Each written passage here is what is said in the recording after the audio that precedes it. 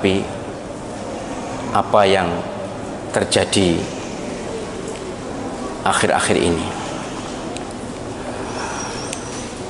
Yang pertama, 2 hari yang lalu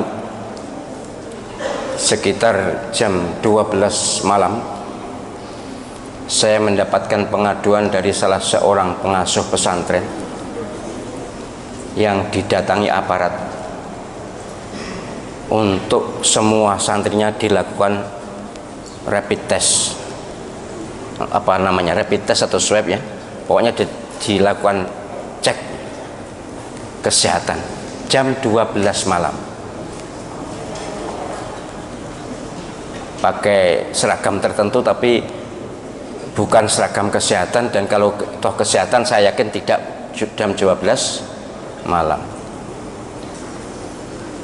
Tanya kepada saya bagaimana, tolak dengan tegas, tolak. Ada surat perintahnya, kalau ada surat perintahnya nanti yang kita protes yang memberi surat perintah. Tidak mungkin pejabat negara menugasi aparatnya jam 12 malam. Oke, ditolak. Memang ya kasihan juga pengasuh ini, karena bagaimanapun sendirian. Kemudian pulang, aparat itu pulang. Entahlah aparat apa, saya juga tidak tahu ya, dan saya tidak perlu tahu daripada membuka musuh. Kemudian 1 jam atau setengah jam berikutnya datang mereka yang berseragam aparat keamanan. Ya, kalau seragamnya sih Satpol PP dan polisi, tapi saya tidak yakin itu Satpol PP beneran atau polisi beneran, tapi seragamnya katanya itu. Difoto kok, difoto diberikan saya. Minta agar santrinya didata, minta data santri dan para ustadz. Saya lebih geram ya. Saya lebih geram karena saya ingat apa yang terjadi pada tahun 64 yang lalu. Ingat betul betapa ayah saya digerebek jam 10 malam. Sudah pernah saya ceritakan di sini. Minta daftar nama ustadz dan santri. Saya bilang tolak, jangan berikan. Marah-marah. Sudah, kalau marah-marah biar marah, biar pokoknya jangan sampai diberikan. Baik, sampai di situ memang masih ada sambungan dialognya dengan saya, masih ada, tapi intinya itu. Melalui YouTube ini kepada semua pengasuh pesantren di seluruh Indonesia, saya sebagai sekretaris pembina YP3I, Yayasan Penguatan Peran Pesantren seluruh Indonesia, saya serukan kepada seluruh pesantren di seluruh Indonesia, para pengasuhnya, tolong waspada. Sejarah akan berulang. Ini yang terjadi pada tahun 64 yang lalu. Saya masih kecil, tapi saya sudah beneh lah, sudah beneh, umur 10 tahun kok. Katanya ayah saya tahun 48 juga terjadi seperti itu. Bahkan kalau penjenengan membaca buku Banjir Darah akan bisa membaca betapa luar biasanya.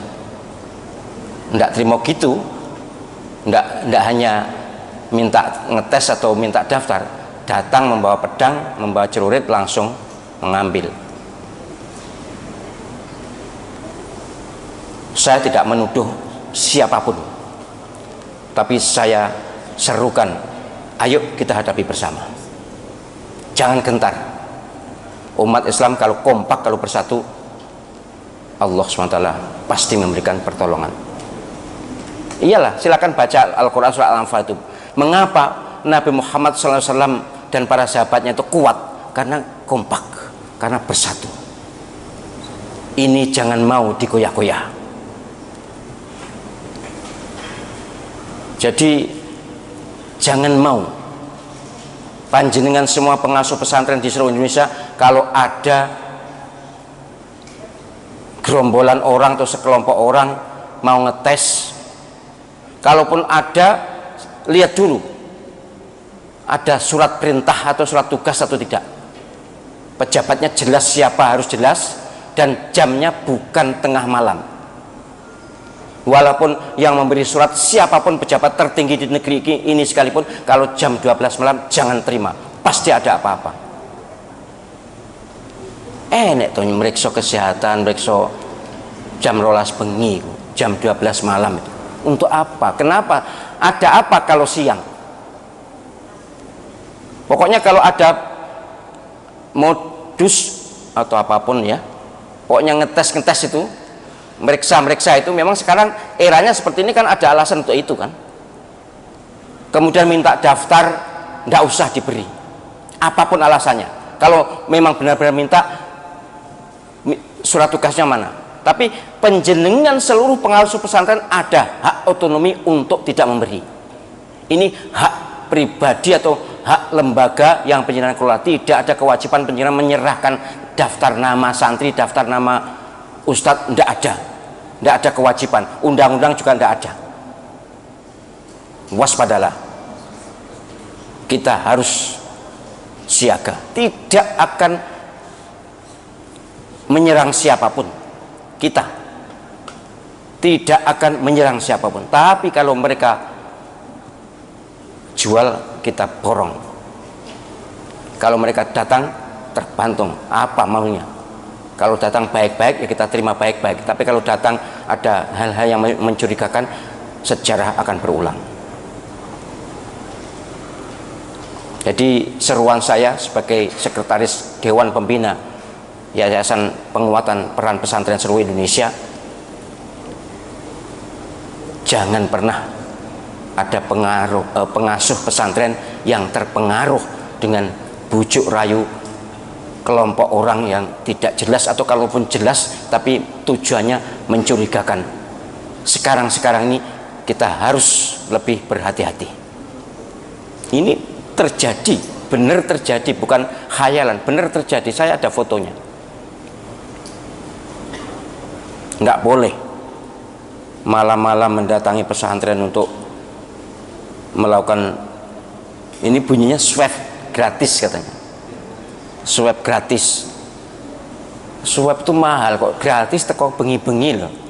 Masuk penyenal lalu terus percaya, wah mumpung gratis, masuk ngono ta? Jangan. Walaupun gratis tapi enggak, kita enggak ada perlunya untuk swab, enggak ada perlunya untuk tes apapun. Penjenengan yang penting menjaga kesehatan, hidup sehat dan bersih, protokol kesehatan dipatuhi, zikir istiqomah, sudah.